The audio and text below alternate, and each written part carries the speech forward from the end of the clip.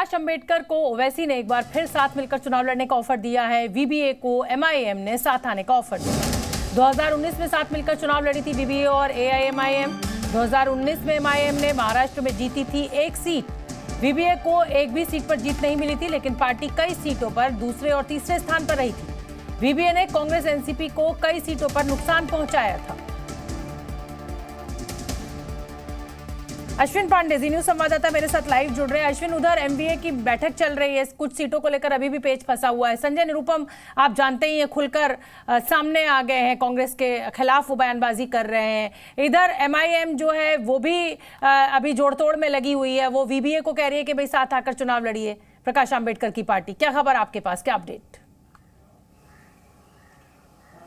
जी देखिए, ये जो लड़ाई है, जैसे ही शिवसेना द्वारा उम्मीदवारों की लिस्ट जारी की गई उसके कुछ मिनटों बाद ही बाला साहेब थोरात जो कांग्रेस के बड़े नेता हैं, उन्होंने अपना एक बाइट दिया मीडिया में और साफ तौर पे कहा कि ये जो गठबंधन का धर्म है वो शिवसेना ने नहीं निभाया। शिवसेना यानी कि उद्धव ठाकरे की शिवसेना, उन्होंने उन दो जगहों को लेकर अपनी नाराजगी व्यक्त की, खासतौर पे सांगली सीट को लेकर, जहां से चंद्रहार पाटिल नाम के जो है उम्मीदवार को शिवसेना ने उतारा है।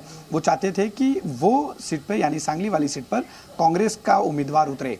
वहीं जो दक्षिण मध्य की सीट है, जहां से राहुल सेवाले जो है शिवसेना के जो है सांसद रहे हैं, वो अभी एकनाथ शिंदे गुट में चले गए हैं। वहां से शिवसेना ने अपने उम्मीदवार अनिल देसाई को मैदान में उतार दिया, जबकि शिवसेना कांग्रेस का कहना था कि चूंकि राहुल सेवाले अब एकनाथ शिंदे के पास चले गए हैं, ऐसे में वो सीट मौजूदी तौर पर कांग्रेस के पास आनी चाहिए। चूंकि कांग्रेस का वो गढ़ रहा है, कांग्रेस खासतौर पर धारावी का जो बड़ा क्षेत्र है वहां पर कांग्रेस के अभी जो है विधायक हैं, ऐसे में वो क्षेत्र उनके पास आना चाहिए, वो लोकसभा उनकी होनी चाहिए। इन दोनों मुद्दों को लेकर ये पार्टी आमने सामने हुई और ये जो बैठक आज बुलाई गई है उसी जो है मसले को सुलझाने के लिए कि सांगली और दक्षिण मध्य का जो सीट है उसको लेकर बातचीत हो और एक तरह से जो कैंडिडेट्स उतारे गए हैं उन पर पुनर्विचार हो। हालांकि ये अभी तक होता दिख नहीं रहा है। वहीं दूसरी तरफ अमूल एनडीए गठबंधन में भी अभी कुछ सीटों पर पेच फंसा हुआ है, वो क्या वजह है?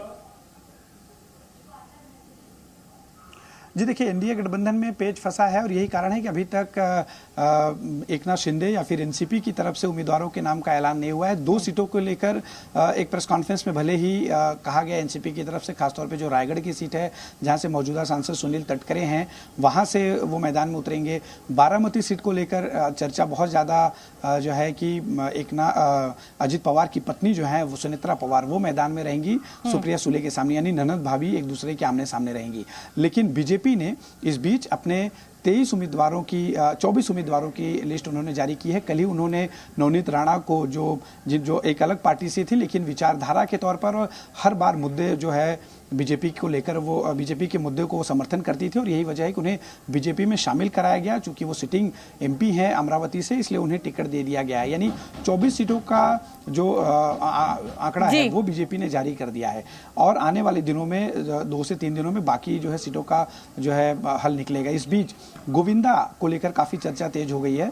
फिल्म शिवसेना में शामिल हो गए, मुंबई नॉर्थ से वो चुनाव लड़ेंगे। बहुत बहुत धन्यवाद। मेरे पास थोड़ी सी समय की पाबंदी है। बहुत बहुत धन्यवाद।